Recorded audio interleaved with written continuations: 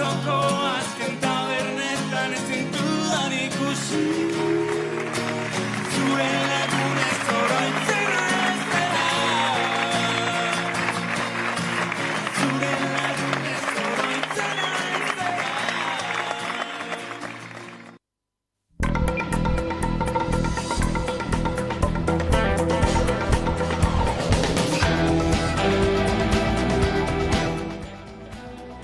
Dagoeneko indarrean dira 0-3 urte arteko haurrak dituzten familientzako 200 euroko laguntzak Araban, Bizkaian eta Gipuzkoan. Horiez gain, 3-7 urte bitarteko haurrentzako ere aurreikusi ditu Eusko Jaurlaritzak. Seme-alabak hazi eta mantentzeko laguntzak 200 eurokoak dira 3 urte bete arte eta familia ugarien kasuetan 100 euro gehigarri beste seme-alaba bakoitzeko horiek 7 urte bete arte. Iñigo Urkullu lehendakariak 2022ko maiatzean iragarri zuenez neurriaren helburua da jaiotza tasetan joera negatiboa aldatzea. Bere aldetik, Lide Amilibia gizarte politiketako sailburu ordeak nabarmendu du oso neurri garrantzitsua dela eta aurrekontutik 110 milioi euro baino gehiago bideratu dituztela prestazio horiei aurre egiteko.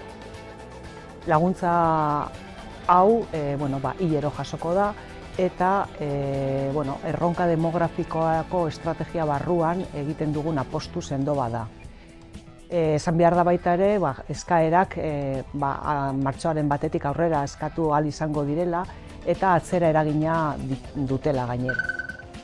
Gabon, martxoaren 3 elkarteak memoriagunea sortzeko erakundek emandako pausoa ospatu du. Hain zuzen ere, elkarteak oniritzia eman dio erakundek urtarrilaren 26an bidalitako azken proposamenari eta memoria gara plataformak bat egin du erabakiarekin. Hala, aste honetan Jaurlaritzak eta Arabako Foru Aldundiak parte hartzea onartu dute eta estatutuak sinatu dituzte.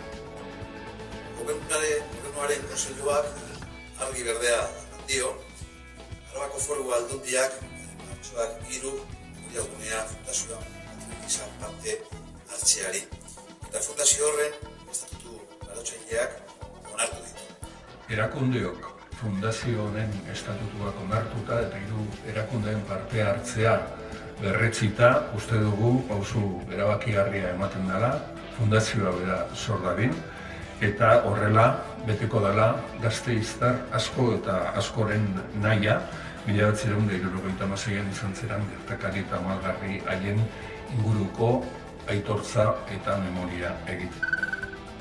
Eusko Jaurlaritzak jakinarazi duenez gaur goizean preso bat hilda aurkitu dute Martuteneko espetxean. Zehazki, erizaindegian zegoen presoa mina zuenez hango ziega batean hartatzen ari zitzaizkiolako. Espetxeko zaintzaileak ziegak irekitzera joan direnean aurkitu dute hilik 57 urte zituen eta behin-behinean zegoen preso. Zabaiako espetxean bestalde preso zegoen 22 urteko gizonezko bat hilda bingen zupiria Eusko Jaurlaritzako bozeramaileak jakinarazi duenez. Jaurlaritzaren arabera, gaztea hilda aurkitu zuten kartzelako funtzionarioek medikuei abisua eman dieten arren ezin izan dute ezer egin. Gizonezkoa 2020ko irailetik zegoen preso eta ez zegoen suizidioaren prebentziorako programan. Hildako pertsona hau ez zegoen suizidioak prebenitzeko protokoloaren barruan, ez zelako erabaki hori aktibatuko zuen daturik edo zantzurik aurkitu. Guardiako epaitegiak ere egin beharreko pauso guztiak eta auzipean geratu da beraz. Eta espetxeak bere aldetik ikerketa justizia zuzendaritzak informazio espedientia zabalduko du, gertakariak zehazteko eta aztertzeko. Bere aldetik elak kritikatu du lab normaltasunez osalanera eta Nafarroako institutura bueltatzea. Hori dela eta elak bakarrik egingo ditu mobilizazioak. Bien bitartean, labek ohar bitartez azaldu du harrigarria dela elaren argudioa eta gogoratu du 2018 arte Nafarroako Osasun Publikoaren institutuan parte hartzen zuela. Orain arte mobilizazioak elkarrekin egin ditugu. Hori da, orain arte indarrean genuen protokoloak zeukan balio handiena. Eta baita ere, protokoloaz gain, instituzio egin behar genizkien aldarrikapenak elkarrekin egiten genituen. Eta elkarrekin egiten genituen kalean, manifestazioetan. Behatzen genuelako, organo horietan, ez zegoela borondaterik langileen aldeko interesak defendatzeko. Eta gure egiteko nagusi da zala, kalean mobilizazioen bitartez, protesten bitartez, organo horietan hartzen diren erabakiak baldintzatzea. Gipuzkoako metalgintzako lan hitzarmena negoziatzeko 3. bilera izan dute. Hurrengo batzarra martxoaren 15ean izango dute. Negoziazio mahaia adegi patronalak eta ELA-LAB Comisiones Obreras eta UGT sindikatuek osatzen dute. Sindikatuek adegiri exigitu diote proposamen zehatza aurkez dezala Gipuzkoako metalgintzako hurrengo bileran. Patronalak berriz ere ez du ezer ekarri bilerara, hortaz uste dugu patronalen negoziazioa luzatu nahi duela, arindu beharrean. Jarri ditu mai gainen ez eduki zehatzak, zehaztasunik ez du eman, baina akordioa osau halko luketen nolabaiteko planteamentu horiei jarri dizkie mugak. Ikusten dugu aurrea pausok etorri partez, etorri zaizkigun bakarra izan dielatzea pausok eta mugak. Enpresak KPI-an portzentajea produktuen azken presion deribatzen badabiltzala, beraz esango dugu enpresan egoera ona da. Eta kulturan Korterraza, Gasteizko eta Arabako Aire Zabaleko film laburren festivalak lanak aurkezteko epea ireki du. Otsailaren 27tik maiatzaren 18ra filmak aurkeztu dezakete interesatuek. Jaialdiak 8.000 euro inguru banatuko ditu sarietan.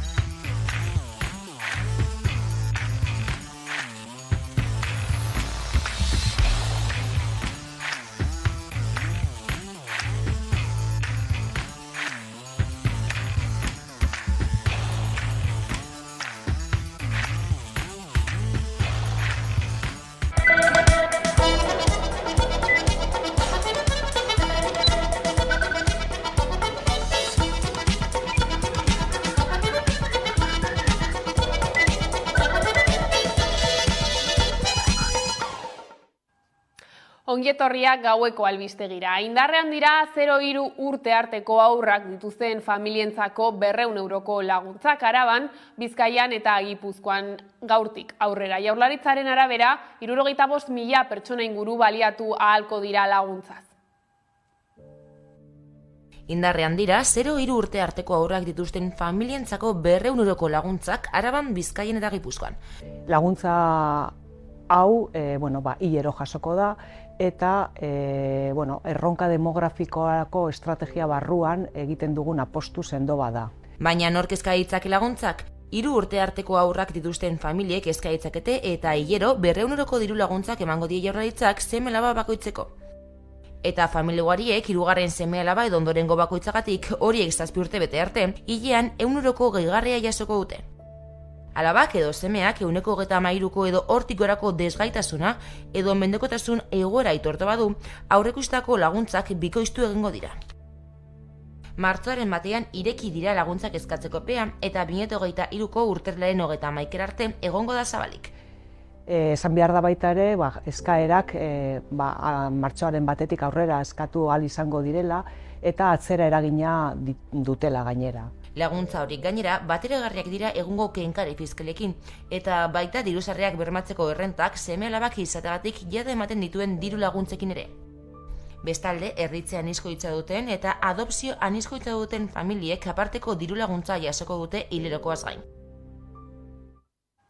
Gaur sartu da indarrean turismorako etxebizitzak mugatzea helburu duen Euskal Hirigune Elkargoko konpentsazio legea. Hemendik aurrera bizitegi bat turismorako erabili nahi duen jabeak bestelako lokal bat bizitegi bilakatuz konpentsatu beharko du, bestela ez du etxebizitzaren erabilera aldatzeko baimena eskuratuko. Etxebizitzaren arazoei aurre egiteko konpentsazioaz harago joan behar dela uste du EH Bike. 4 proposamen mahai gaineratu ditu.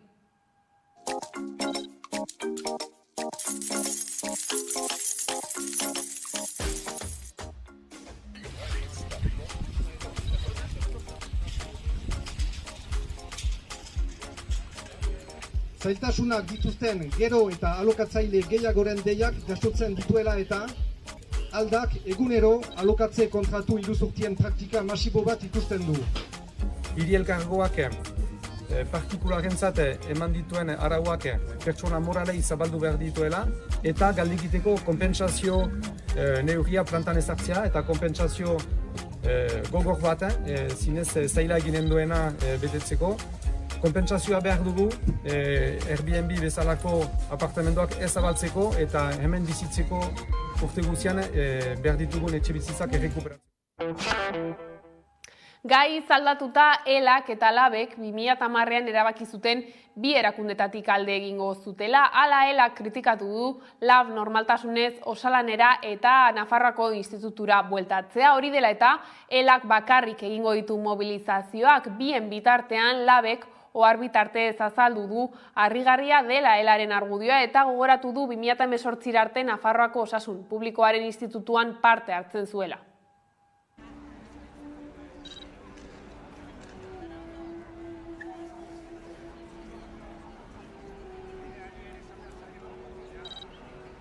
Orain arte mobilizazioak elkarrekin egin ditugu. Hori da, orain arte indarrean genuen protokoloak zeukan balio handiena. Eta baita ere, protokoloaz gain, instituzio egin behar genizkien aldarrikapenak elkarrekin egiten genituen. Eta elkarrekin egiten genituen kalean, manifestazioetan. Behatzen genuelako, organo horietan etzegoela borondaterik langileen aldeko interesak defendatzeko. Eta gure egiteko nagusia zala, kalean mobilizazioen bitartez, protesten bitartez, organo horietan hartzen diren erabakiak baldintzatzea. Behatzen dugulako, gaskoz gehiago baldintzatzen dela, kalean langileekin, organo horietan, mahai baten inguruan eserita baino. Eta hori da bertan bera geratuko dena, eta hemendik aurrera, ELAK bere aldetik eta LABek ikusiko guztelan, baina erantzunak alde bakarrez hartu beharko ditugu. Eta organoetara bueltatzeak, ondorio praktiko argi badu, eta orokorrean ELA eta LABen arteko elkarlana zaildu egiten dela eta Comisiones Obreras eta UGT-rekin izan dezaketena erraztu.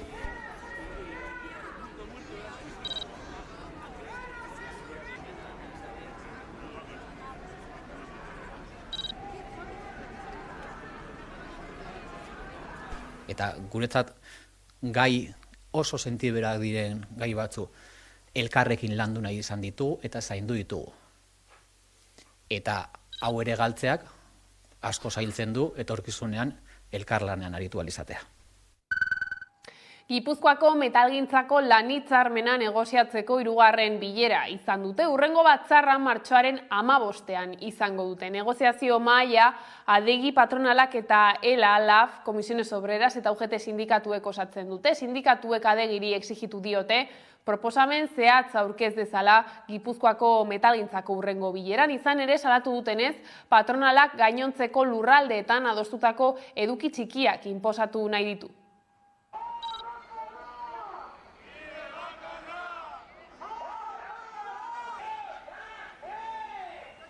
Patronalak berriz ere ez du ezer ekarri bilerara, hortaz uste dugu patronalen negoziazioa luzatu nahi duela, arindu beharrean.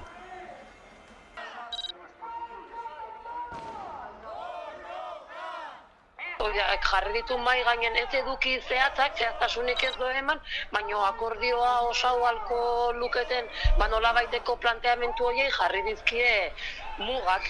Ikusten dugu aurrea pauso etorri partez, etorri zezkigun bakarra izan dielatzea pausok eta mugak.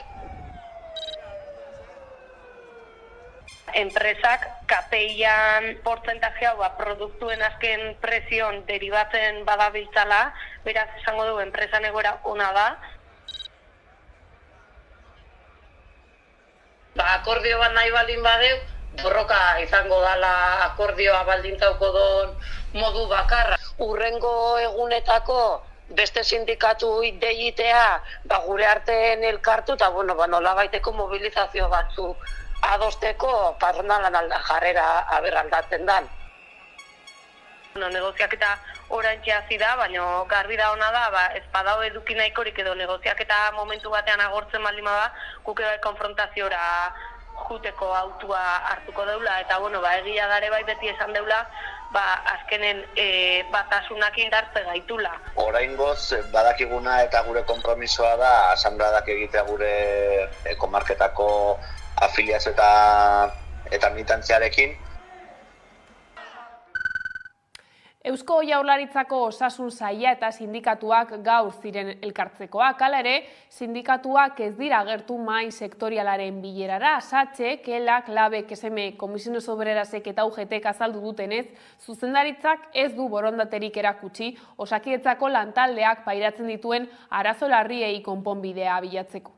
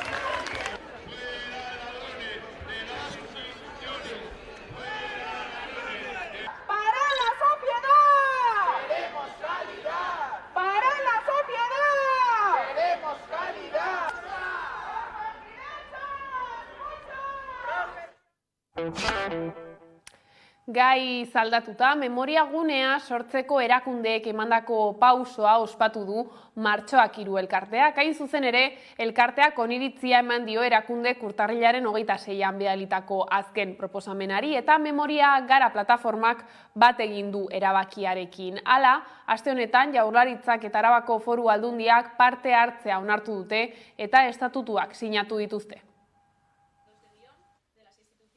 Martxoak 3 elkarteak oniritzia eman zion erakundeek urtarrilaren 26an bidalitako azken proposamenari eta horrekin hitzitzat jo du memoriagunearen oinarriak ezartzeko abiatutako negoziazio prozesua.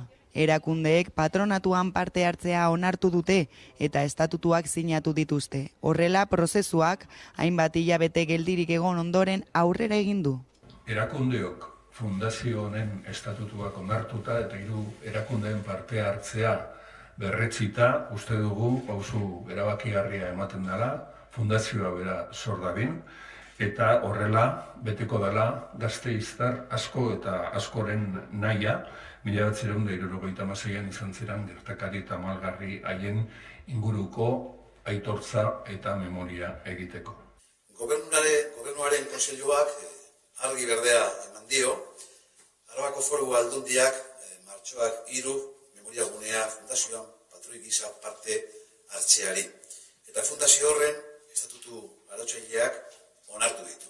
Memoriagunea abian jartzeko akordioak 3 oinarri edo baldintza izango ditu. 2021eko hitzarmena errespetatu beharko dute, fundazioaren estatutuen helburuak zuzenduko dituzte eta biktima bat egongo da lehendakari ordetza postuan. Eta bueno, esan beharra dago, naiz eta nahiko nekagarri esan prozesio honetan egotea, indarrak atera ditugula, aurrera jarraitzeko, presionatzen jarraitzeko, eta azkenik lortu dugula, eta guretzat izan dela garaipen bat, lortzea 2021an adostutako lankidetza hitzarmen hori aurrera eramatea.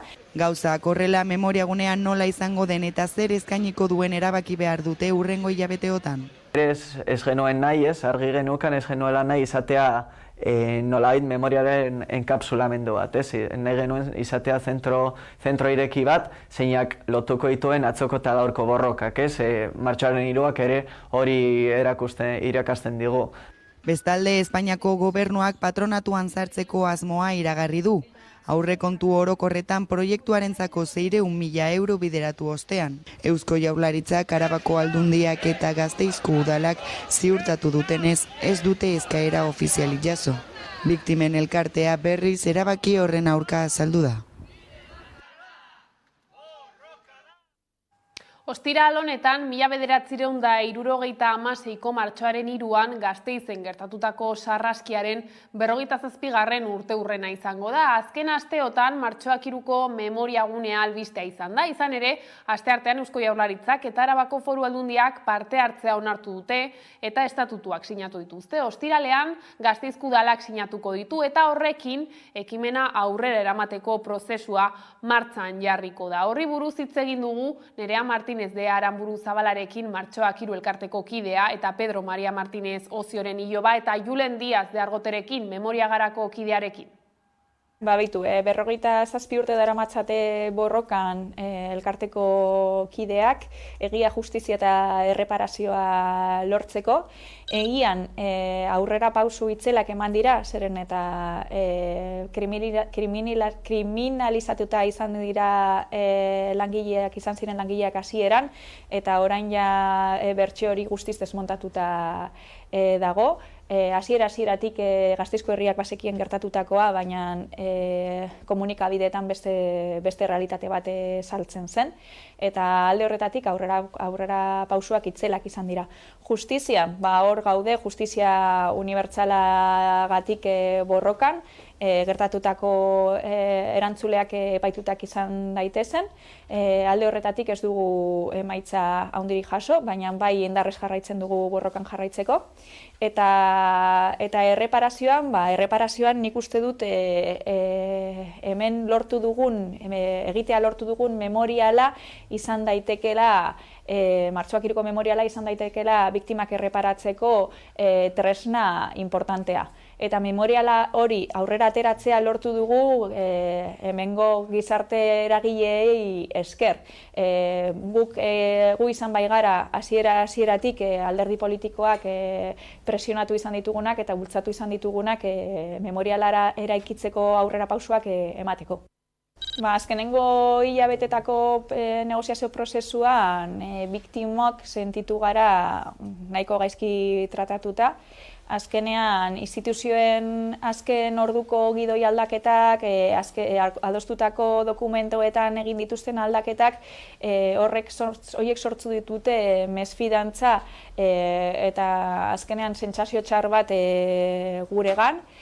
Eta, bueno, esan beharra dago, naiz eta nahiko nekagarri esan prozesio honetan egotea, indarrak atera ditugula, aurrera jarraitzeko, presionatzen jarraitzeko, eta azkenik lortu dugula, eta guretzat izan dela garaipen bat, lortzea 2021 batean adostutako lankidetza hitzarmen hori aurrera eramatea, zeinetan bermatzen den, bai martxoak 3ko eta bai memoriagararen partaidatzea eta erabakitzeko ahalmena memorialaren diseinuaren prozesuan, eta lortu dugu bebai estatutuen 3. artikulua aldatzea, barne hartzeko 1976tik exigitzen daramatzagun printzipioak, egia, justizia, erreparazioa eta ez errepikatzeko bermeak, eta baita ere memorialaren helburuetan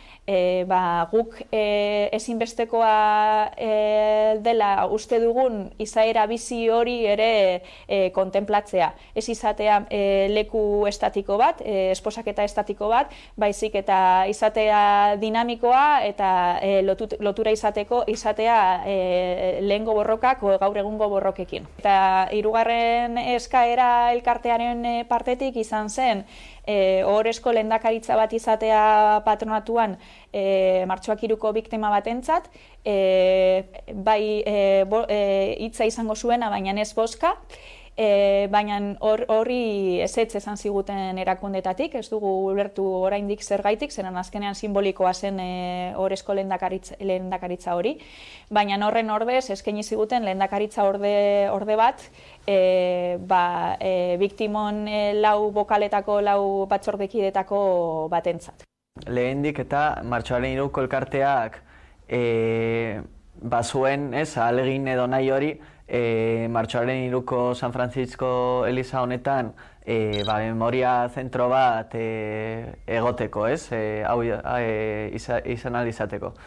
baina momentu horretan ikusi genuen igual martxoaren 3ko elkarteak dituen dinamika anitzetaz gain, horretaz gain badu bere egutegi propioa. Orduan pentsatzen genuen elkartu ginen eta pentsatu genuen interesgarria izango zela elkarte bat sortzea, batez ere problematika horri aurre egiteko. Horrela esan duzun bezala, lehenik eta behin manifestu moduko bat idatzi genuen, zeinetan Gasteizko pertsona, eragile ezberdinak batu egin ziren, kultura arlokoak, hezkuntza arlokoak, kazetariak, denetarik pixkat, eta proiektu hori martxan jarri genuen, ondo esan duzun bezala, 2018ko iraian. Egia esan nahiko sorpresa handiarekin hartu genuen, ze, PSE inoiz ez da gurekin kontaktuan harremanetan jarri, uste dugu badela zerbait guztiz elektorala, ikusita udal hauteskundeak datozela, eta uste dugu Espainiako gobernuak badituela martxoaren 3arekiko memoria zentro horretan sartu baino lehen badituela egiteke gauza asko, bakarrik pare bat gogoratzearren, oraindik mantentze ditu Fraga Iribarneren bustoa Espainiako Senatuan, eta Martin Villa kondekoratzen jarraitze dute, eta bestetik martxoaren 3ko elkarteak parte hartzen duen Argentinako kereian ez dute batere laguntzari jaso Espainiako gobernutik ari gehiago. Ahal izan dutenean, Espainiako gobernua eta justizia prozesu hau torpedeatzen saiatu dira. Orduan uste dugu memoria zentro horretan sartu baino lehen, bereziki Espainiako gobernuak badituela gauza asko egiteke. Eta Gasteiztik Iruñara salto, Labriteko pasarelaren obretan legez kanpoko gainkostua egon dela salatu du Iruñeko EH Bildu. Koalizioaren arabera, hasierako aurrekontuarekiko alde handiagoa da legeak baimendutakoa baino, eta horri ihes egiteko Enrique Maiaren udalak zatikatu egin du ordainketa. Pasaden astean, Iruñeko Maia alkateak Labriteko saldainaren berrirekiera ekitaldia egin zuen. Hori bai, Navarra Suma bakarrik egon zen inaugurazio horretan, ez baitzen beste alderdietako ordezkaririk agertu bertan. EH Bilduk Navarra Suma kobra hau iluntasunez kudeatu duela salatu du eta obraren kostu erreala ikertzeko batzorde berezi bat eskatu du. Jakin izan dugu batetik izkutatzen aritu direla txosten bat aseguradorak egindakoa, nun gezurtatu egiten den Enrique Maiak eta bere taldeak esan dutena. Beritu txostenean esaten da espresuki konponketa hau antiekonomikoa dela. Beste modu batez esan da, guk hasieratik esan genuen teknikoki obra hau ruina bat zela. Labriteko zanlaina 2016tik izan da itxita, eta legegintzaldi hasieran Enrique Maiaren udaltaldeak 24 ordutan zabalduko zuela adieraziarren 4 urteren ostean ireki du. Hori gutxi balitz hasiera batean kostatu zenaren diru bikoitza bideratu diote konponketa lanei. Honen inguruko xehetasun gehienak oraindik ere ez ezagunak dira. Konbentzituta gaudela, persuadituta gaudela UPNek obraren inguruko ordainketak zatitu dituela eskutatzeko gastuaren 70% baino altuago dela desbideraketa, eta beraz, legez kanpokoa dela. Ez izan inolako zalantzarik ez gaurtik aurrera konpromiso irmo bat hartu nahi dut zuekin. Hau da, espediente honi eta inguruan duen guztiari irekiko diogu auditoretza prozesu sakona gobernura iritsi bezain pronto, eta hori okerrez banago gertatuko da ekainean. Iruñeko udalaren Navarra Sumaren azpiegitura proiektuen artean polemikoenetakoa izan da Labriteko saldainarena legegintzaldi honetan. Honen atzean dauden itzalak eta zalantzak argitzeko bidea hartu du EH Bilduk eta denborak arrazoia emango diela uste dute. Nafarroatik mugitu gabe, gobernuak ezarritako murrizketen ondorioz, LGTBI+ komunitateari ematen zaion arreta zerbitzua mugatu beharko dela salatu dute ehunka hiritarrek pasaden larunbatean Iruñean aurrera eraman den manifestazioan.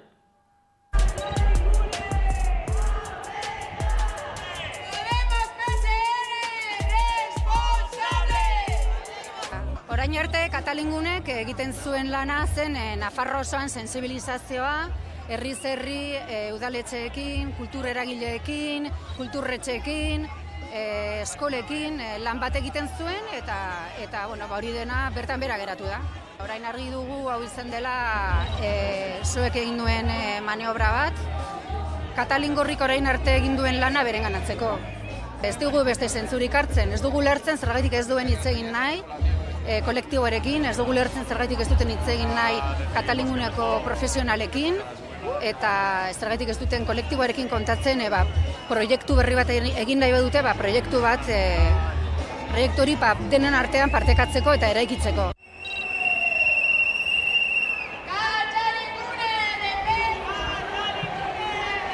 Orduan, baia kaleratuak izan gera 3 lankide eta beste 4 lankideak ari dira momentu honetan antolatzen. Iruñean zerbitzua zentralizatzea suposatzen du Nafarroko landeremua bilutsik ustea. Hemen ematea bakarrikan suposatzen du izugarrizko atzera pauso bat.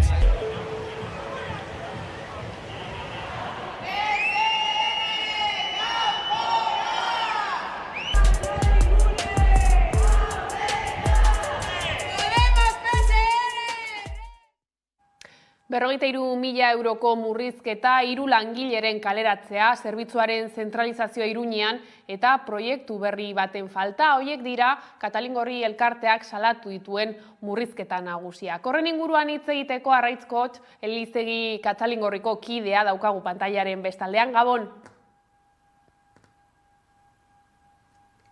Kaixo, Gabon. Kaixo. Zein da egoera? Elkartearen egoera gaur egun? Momentu honetan, Katalingune zerbitzua, Katalingorriari da. Orainako enkargo bat zerbitzua aurreko. Beraren zain, Katalingorriari da sostengatzen zerbitzua. Diru murrizketa, langileen kaleratzea, nolako eragina izango du horrek ematen duzuen zerbitzuan? Eragina da, dagoeneko oso kaltegarria da. Arraitz ematen du momentu honetan arazoak izaten ditugula, beraz aurrera jarraituko dugu albistegiarekin. Izan ere, zaintza eredua eraldatu dena aldatzeko, hori aldarrikatu du Euskal Herriko mugimendu feministak heldu den martxoaren 8ko mobilizazioetan. Ohi bezala, manifestazioak egingo dituzte Euskal Herriko auzo, herri eta hiriburu gehienetan ikusi.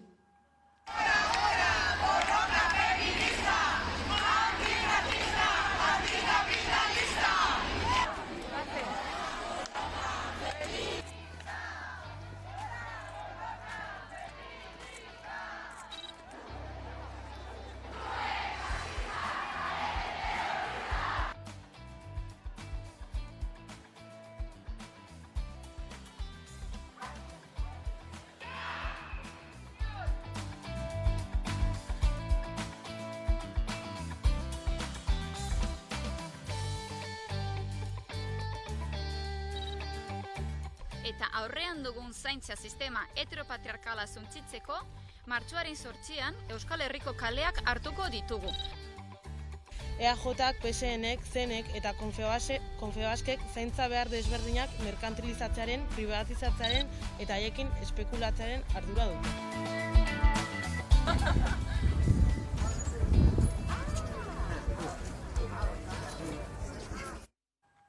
Emakumeen nazioarteko eguna agertu dagoelarik, Nafarroako gobernuak bere kanpaina aurkeztu du. Zuregatik, guztiengatik lemaren bidez, adina eta egoera alde batera utzita berdintasuna lortzeko egindako ekarpenak nabarmentzen dituzte. Por ti, construimos una sociedad más justa y democrática. Zuregatik, gizarte justuago eta demokratikoagoa eraikitzen dihardugu. Por ti, incorporamos talento femenino e impulsamos la conciencia en igualdad. Zuregatik, emakumezkoen talentua txertatzen dugu eta berdintasunean kontzientzia sustatzen dugu. Por ti, tendremos un futuro más libre y solidario basado en los cuidados.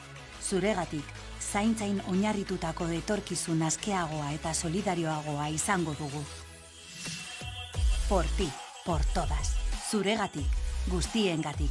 8 de marzo, Día Internacional de las Mujeres. Martxoak 8, emakumeen nazioarteko. Beraldetik, Eusko Jaurlaritzak, Eudelek, hiru hiriburuetako erakundeek eta emakundek elkarrekin aurkeztu dute aurtengo martxoak 8 kanpaina. Elkarrekin lan egin dute aurtengo kanpaina aurrera eramateko. Emakumeak gora lelopean webune bat sortu dute.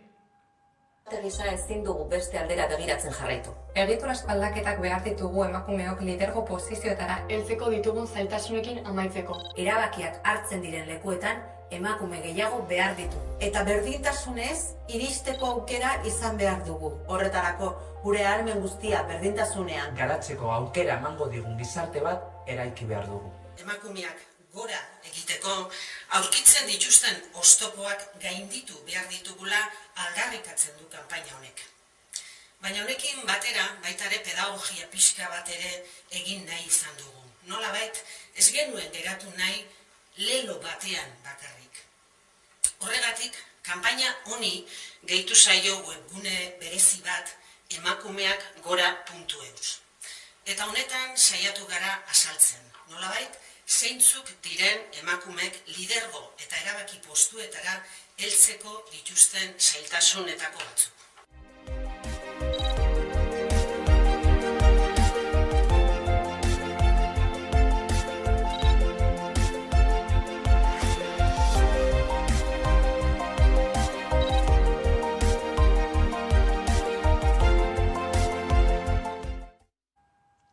Europar Batasunean ia 57 milioi tona elikagai alferrik galtzen dira urtean. Bruselak neurriak hartu nahi ditu baserritik mahaira estrategiaren barruan. Horrela, kontsumitzaileen artean elikagaiak alferrik galtzea ekidin nahi da eta 2030 baino lehen oraingo zifrak erdira murrizteko helburua dute. Udane Arbeok azalduko digu.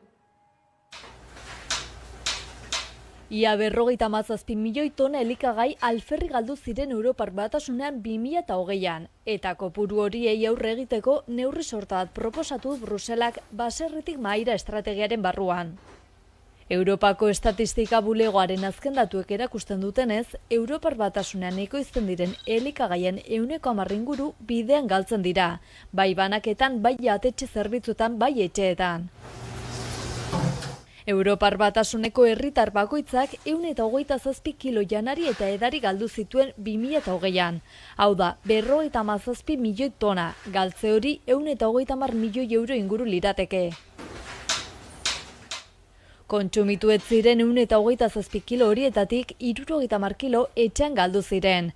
23 kilo elikagai eta edarien fabrikazioan, 14 kilo ekoizpen primarioan, 12 kilo jatetxetan eta elikadura zerbitzuetan eta 9 kilo banaketan. Alemanian galdu ziren alferrik elikagai gehien 2020an, 10,9 milioi tona guztira, eta Luxemburgon gutxien, 92.600 tona inguru. Ildo horretan Bruselak neurriak hartu ditu baserritik mahaira estrategiaren barruan. Horrela kontsumitzaien artean elikagaiak alferrik galtzea ekidin nahi da. Eta 2030 baino lehen oraingo zifrak erdira murrizteko helburua dute. Eta elikadura kate osoan zer galera gutxitu. Bestalde ere bada zer hobetu, honako hauek identifikatu dituzte. Erakunde publiko eta pribatuen arteko lankidetza areagotzeko beharra, kontsumitzaien eta enpresen ohiturak aldatzea, produktu galkorretan elikagaien segurtasuna mantentzea eta aldi berean erabilera bakarreko plastikoa murriztea, hondakinei aurre egiten zaien bitartean.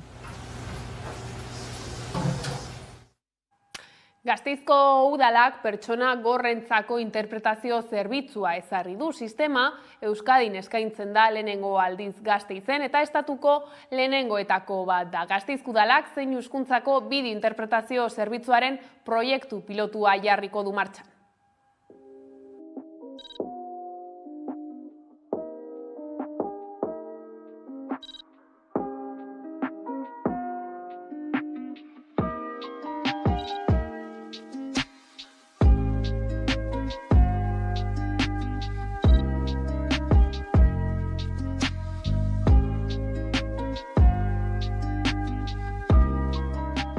Zerbitzu hau aitzindaria da eta harro sentitzen gara gasteiztarrak garen aldetik. Baina era berean ez da ahaztu behar oztopo asko daudela oraindik, hezkuntzaren, osasunaren, lanaren eta aisialdiaren esparruetan.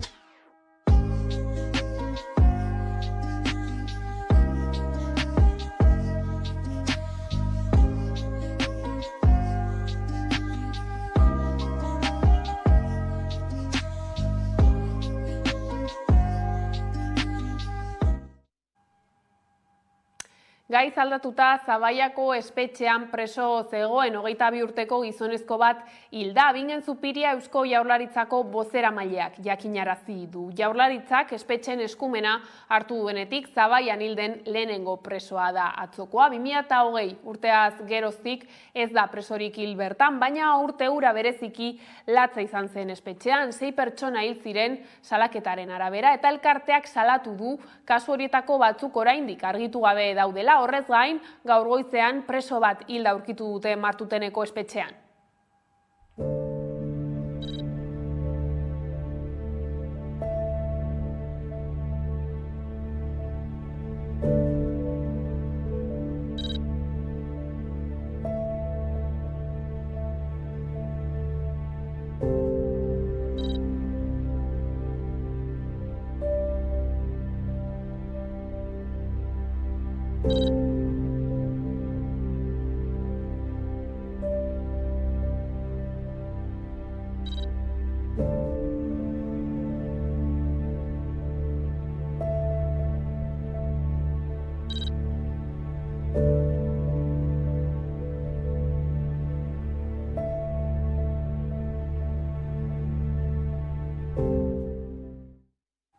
Ipar Euskal Herrian etxegabe bat hilik aurkitu zuten atzo goizaldean Hendaiako Kaneta portuan. Hildakoa 51 urteko gizon bat zen eta suhiltzaileek antzeman dute hilotz. Aipaturiko hiri eremua etxerik ez duten pertsonen biltoki bilakatu da aspaldi honetan. Hala, egoera horrek jakitera ematen du elkarteek sarritan oroitarazten duten zerbait. Kaleetan bizi den jendeari aterpetik harago laguntza integrala behar zaiola bermatu.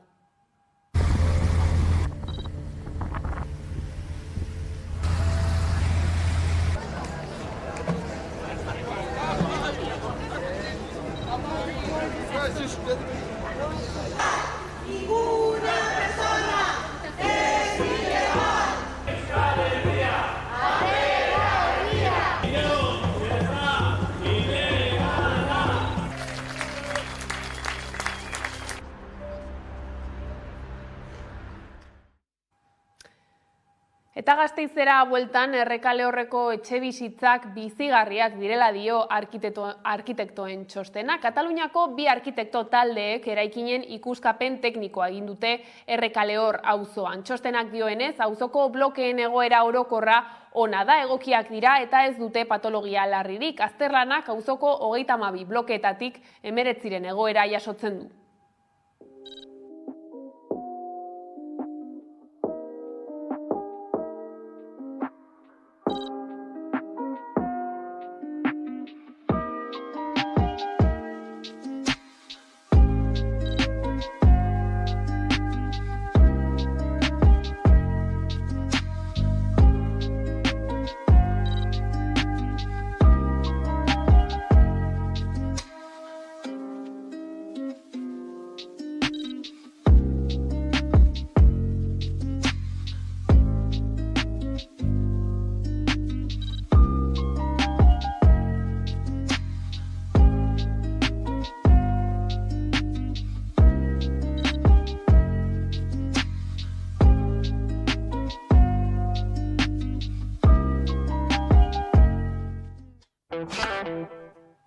Gizarte arlotik kultur arlora salto, Gipuzkoan bestalde 6 milioi euro bideratuko dituzte kultura eragilei laguntzeko. Informazio gehiagoren berri izateko Udane Arbeo lankidea izan dugu gaur goizean Donostian.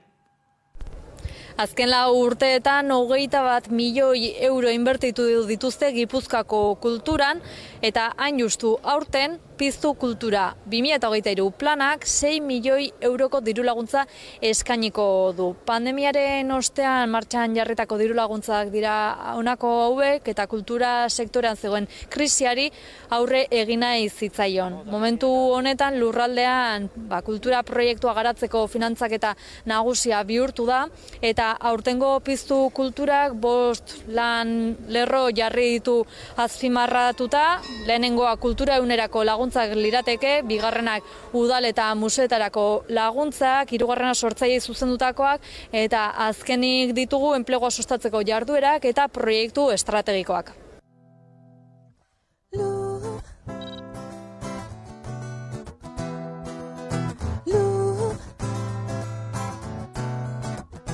Isa 6 milioi euro, baina azkenerako gu konturatuta gauz eta onartu behar dugu diru hau, milioi hauek, zera kopuru hauek, palanka baino ez dira martxan dauden eta martxan jarri nahi diran proiektu guztiak sustatzeko eta eragiteko. Somos Luba, somos Luba, encantada de conocerte. Con tu Luba, vive al ritmo de tus sueños donde estés. Tírate sin miedo, emergerá la red. La causa es del efecto que es amor y movimiento. Somos Luba, somos Luba. Somos Luba, encantada de conocerte. Con tu luz,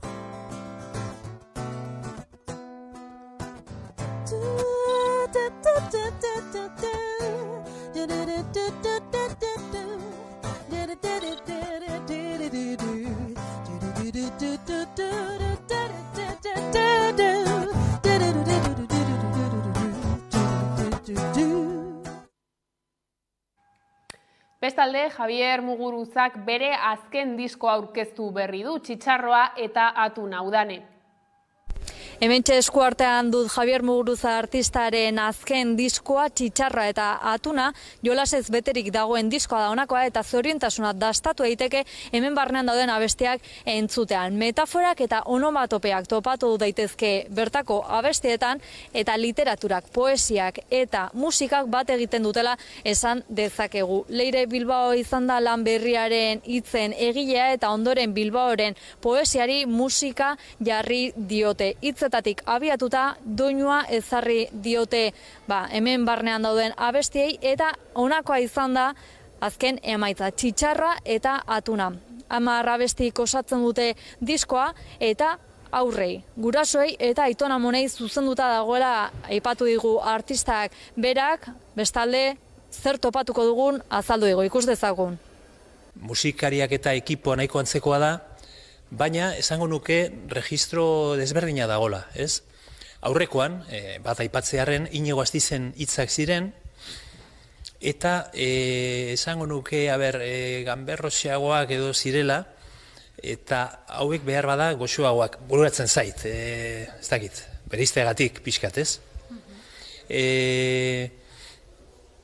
Instrumentazio aldetik esango nuke rockeroagoa zela, hau behar bada jostalariagoa, batez ere ritmikoki eta jakina, letregileen zera, firma, sinadura, hor dago eta horrek markatzen du giro bat. Zinemetan euskararen presentzia urria salatu dute behatokiak eta pantailak euskarazek. Pantailak euskaraz taldeak 2022an Hego Euskal Herriko zinema areto komertzialetan izandako estreinaldi kopurua aztertu du. Ateratako datuen arabera, euskarazko jatorrizko bertsioan euskarara bikoiztuta edo euskarara aspiratzita egin ziren emanaldiak ez dira 100% iritsi. 2022 osoan zehar etzen euskarazko fikziozko film bakar bat ere estreinatu.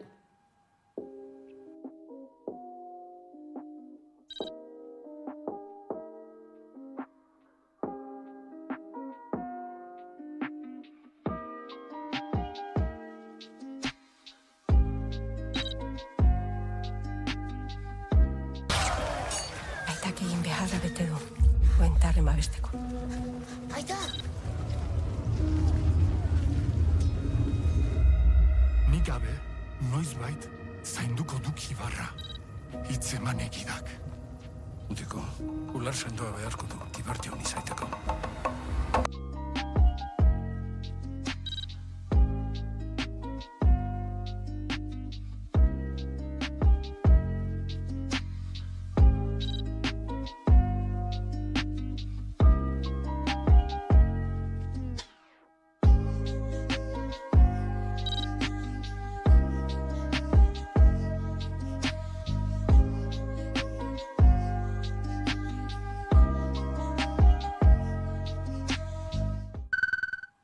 Bilbao BBK Live osatu du 2023ko kartela Pavement taldearen iragarpenarekin. Aurtengo edizioa uztailaren 6, 7 eta 8 izango da Kobetamendin. Pavement 1980ko hamarkadako rock independentearen ikur nagusietako bat da.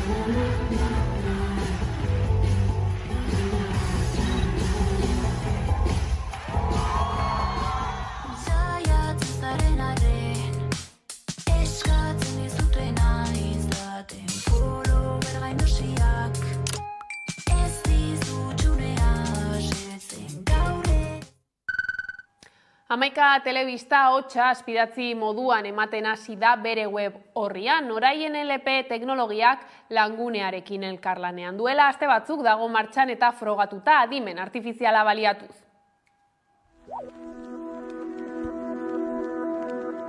Adimen artifiziala oinarri azpidatzi automatikoak eskuragarri jarri ditu Hamaika telebistak webgunean.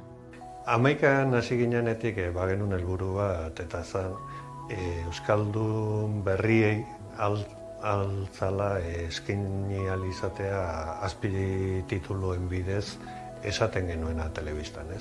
Orduan eta urte guzti hauetan hori ez da posible izan, ez genulako baliabiderik eta seguruen teknologia nahikorik.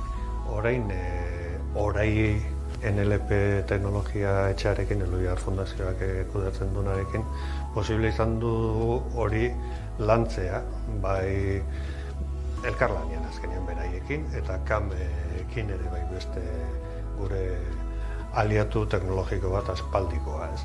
Orduan, hiruron artean garatu dugu, esaten dena azpititulu bihurtu ahal izatea. Eta hori, nire ustez, balio gehitu bada Hamaika telebistako ikuslentza. NLP teknologiak dira ordenagailuek eta hizkuntza ulertu, tratatu eta sortzeko erabiltzen dian teknologia guztiak, ezta? Eta hor sartzen dira bai itzulpen automatikoa, edo baita hizketaren ezagutza, eta azpititulazio automatikoa, hizketaren sorkuntza, chatbotak, Lako 1000 gauza. Hamaika telebistarentzako egin duguna da gure azpititulazio automatikoko teknologia integratu hamaikako lan prozesuetan, ez da? Orduan, albiztiak edo edozein bideopieza eta grabatzen danean eta katalogora igotzen danean edo publikatzeko igo behar denean aukera dago, nahi bada automatikoki azpititulatzeko, eta nahi izan ezkero, azpititulu automatiko hietan da zen akatsak zuzentzeko eta gero publikatzera bidaltzeko. Eta egin dugu, gure teknologia hori bertan integratu eta egokitu. Horretarako hamaikak urtea baliatu du kazetariak formatu eta sistemari behartzuen informazioa erakusteko. Egia da, azpidatziak automatikoki kudeatu alizateko kazetariek hilabete deixente pasa dituztela lanean, sistemari erakusten eta zuzenketak egiten, gaur egunean zuzenketarik egin gabe ere ikusentzulei eskaini alizateko azpidatzi automatiko hauek.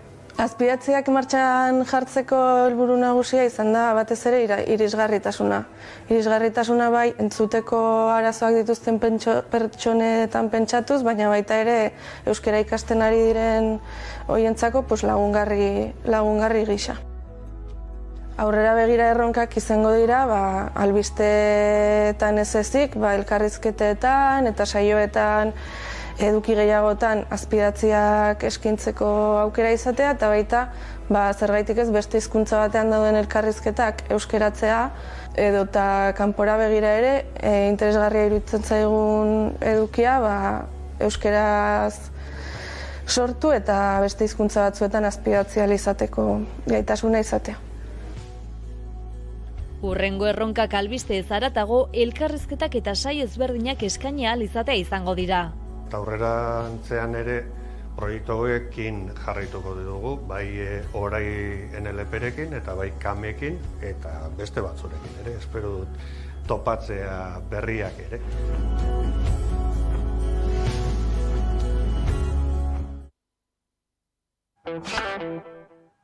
Eta kiroletan Donostian igande honetan lilatoia lasterketa egingo da hirian. Joan den ostiralean aurkeztu zuten udaletxean. Udane Arbeok azalduko digu.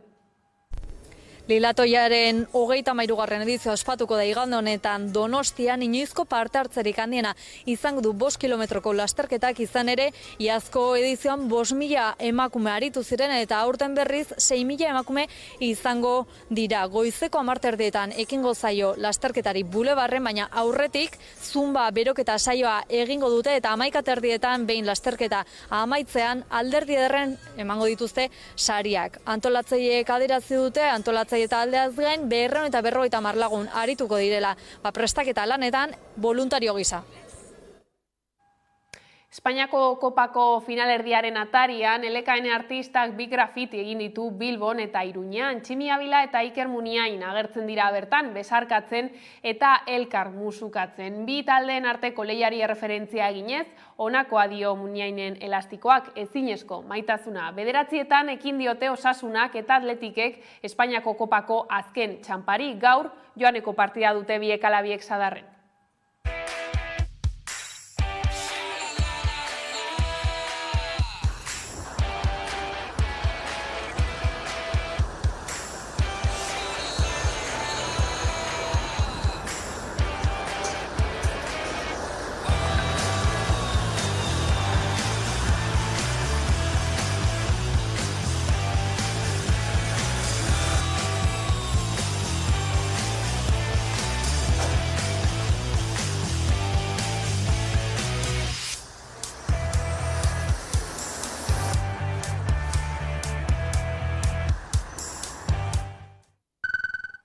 Eta Araban ireki da estibalizko igoera klasikoan izen emateko epea. Lasterketaren 36. edizioa izango da urtengoa eta betiko lez 15,1 kilometrokoa izango da.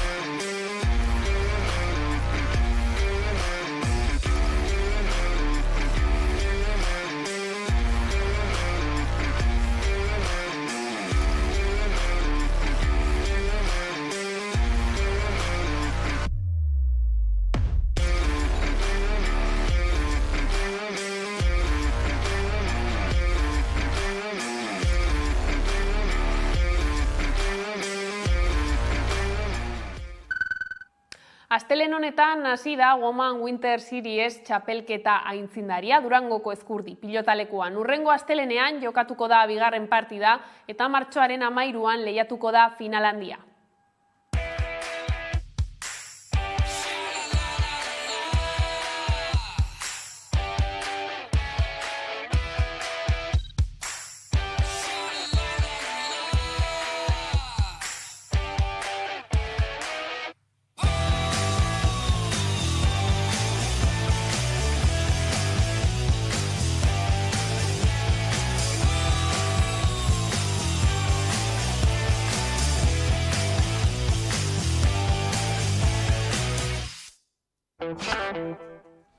Eta horrela iritsi gara albistegiaren bukaerara, horiek izan dira gaueko albistegiak gurean gaur utzi dituena. Gogoratu guztiak eta gehiago nahi duzuen aldiro 11 puntu eusatarian daudela eskuragarri. Bihar arte.